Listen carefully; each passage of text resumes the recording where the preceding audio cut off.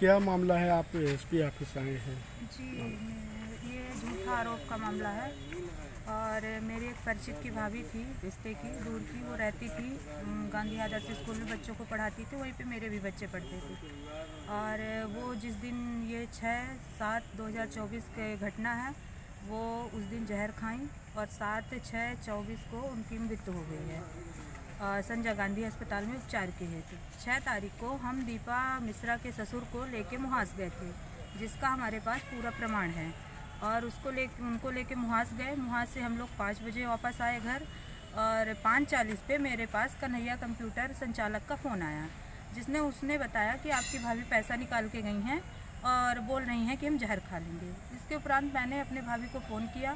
Phone करके उनको मैं बुलाई अपने घर कि भाभी आइए, प्रसाद ले जाइए। भाभी हमारे घर आई और उनको आते ही उल्टियाँ शुरू हो गई। तो मैं उनसे पूछी कि आप उल्टियाँ क्यों कर रही हैं, मेरे पास एक फ़ोन भी आया था।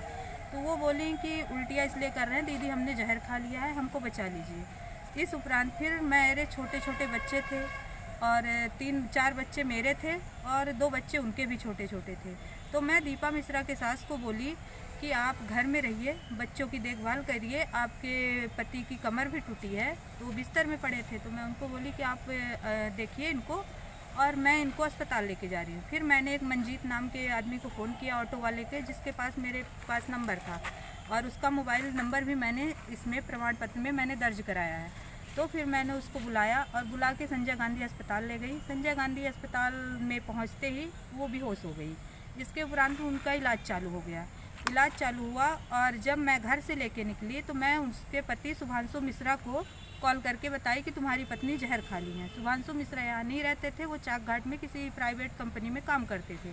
शुभांशु मिश्रा ने अपने सास रानी पांडे को फ़ोन करके 9:04 में सूचना दी कि आपकी बेटी जहर खा ली है, आप आइए, अस्पताल आके आप पूछताछ कीजिए, और अगर आपको आने में दिक्कत होती है तो मैं आपको लेने आऊँ। तो उनकी सास बोली कि मैं सुबह आऊँगी।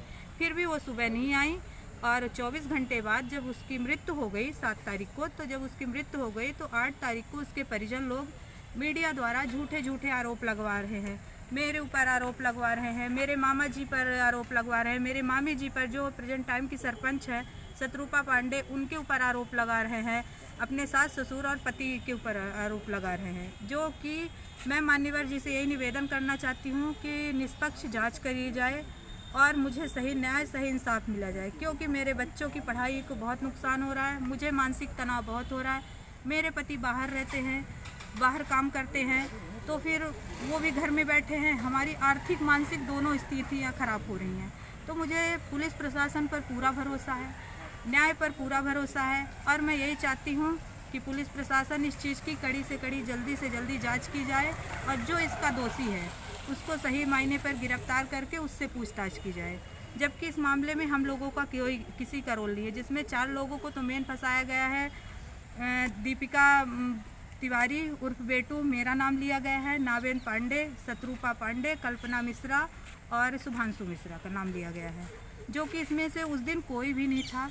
और 6 तारीख को हम लोग मुहास सुबह 7:15 में रीवा से निकले हैं, जिससे पूरी डिटेल हमारे पास, टोल प्लाजा की पूरी डिटेल हमारे पास है, जो मान्यवर जी को हमने सबमिट कर दी है। और जो हमने वहाँ पिक्चर लिए थे, वो पिक्चर भी मान्यवर जी को हम सबमिट कर दिए हैं। और पूरे प्रमाणित के साथ हम मान्यवर जी से निवेदन कर रहे हैं कि इस चीज़ की निष्पक्ष जांच की जाए और हमें न्याय और इंसाफ मिले।